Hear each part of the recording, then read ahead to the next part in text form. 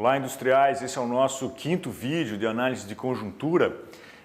Nesse quinto vídeo a gente vai falar da conjuntura dos últimos meses, né, que antecedem abril e as perspectivas para curto e longo prazo para a economia brasileira e para a indústria catarinense em específico.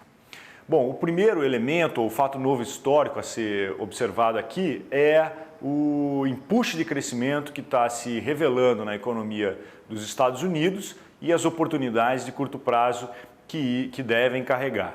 E nesse vídeo também eu vou comentar que existe um grande empuxo, né, de crescimento que deve ocorrer nos Estados Unidos a partir de um pacote de estímulos à infraestrutura, e esse é mais de longo prazo, e também comentar como isso deve ou pode, né, ser aproveitado pela economia do Brasil em geral e talvez pela catarinense também.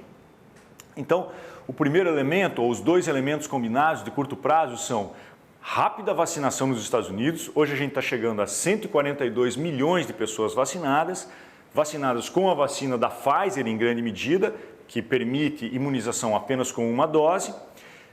Isso está fazendo com que as pessoas voltem a trabalhar, consumo e produção voltem a ter condições, né, de voltar aos patamares pré-crise. Isso está sendo combinado a um super pacote de estímulos econômicos realizados desde o início do governo Biden, que é basicamente um super auxílio emergencial, né, para as famílias elegíveis de $1.400, somados a um grande pacote de incentivos às empresas que podem ter ficado com dificuldades econômicas derivadas da pandemia. Quer dizer, novas fontes de financiamento barato para a rolagem de dívida dessas empresas.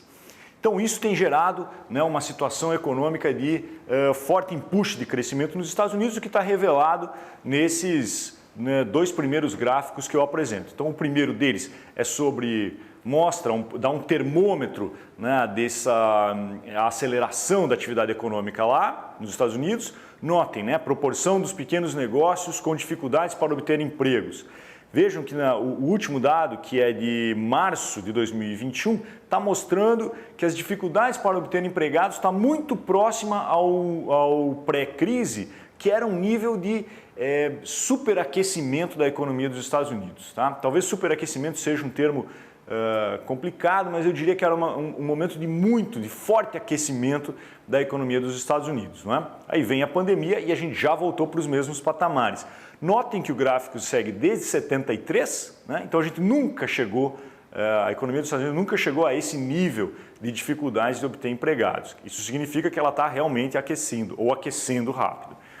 No outro lado, para confirmar essa interpretação, os dados sobre o mercado imobiliário revelam que novas unidades de moradia têm crescido desde janeiro, né, desse ano, mas especialmente que unidades autorizadas, né, mas ainda não iniciadas, têm crescido desde novembro. Isso significa que a gente está numa trajetória ou uma expectativa de que o mercado imobiliário vai crescer rápido nos Estados Unidos. Notem que a gente está falando de unidades autorizadas em um nível hoje muito superior ao dos últimos 3 anos. Quer dizer, os dados são realmente promissores.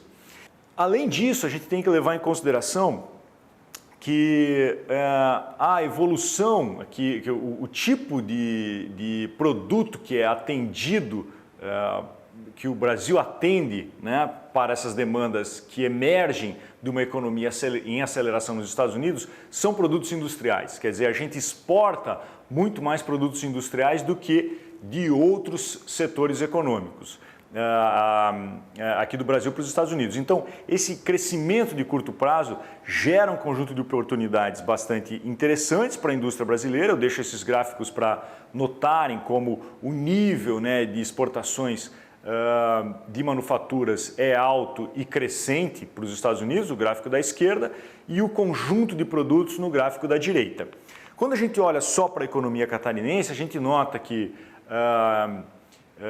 um conjunto de produtos são muito beneficiados por essa combinação que a gente está vivendo hoje de câmbio desvalorizado e crescimento da renda, né, ou da demanda nos Estados Unidos. Eu diria que esses setores são basicamente móveis e madeira, muito evidente no gráfico da esquerda, também no gráfico da esquerda, produtos químicos e plásticos, e no gráfico da direita, têxteis e confecções, celulose e papel e cerâmica. Eles são setores intensivos em trabalho e que devem ser muito beneficiados por essa conjuntura que a gente está vivendo agora. Outro elemento muito importante para a gente ter em mente, para analisar sobre as expectativas de crescimento dos Estados Unidos, é esse pacote de longo prazo do governo Biden. Esse pacote de longo prazo ele é muito focado em infraestrutura, portanto ele tem a pretensão de impulsionar a produtividade de diversas atividades econômicas e da indústria em especial. Há uma preocupação especial com a indústria, especialmente da indústria de alta tecnologia, pela concorrência com a China. Certo?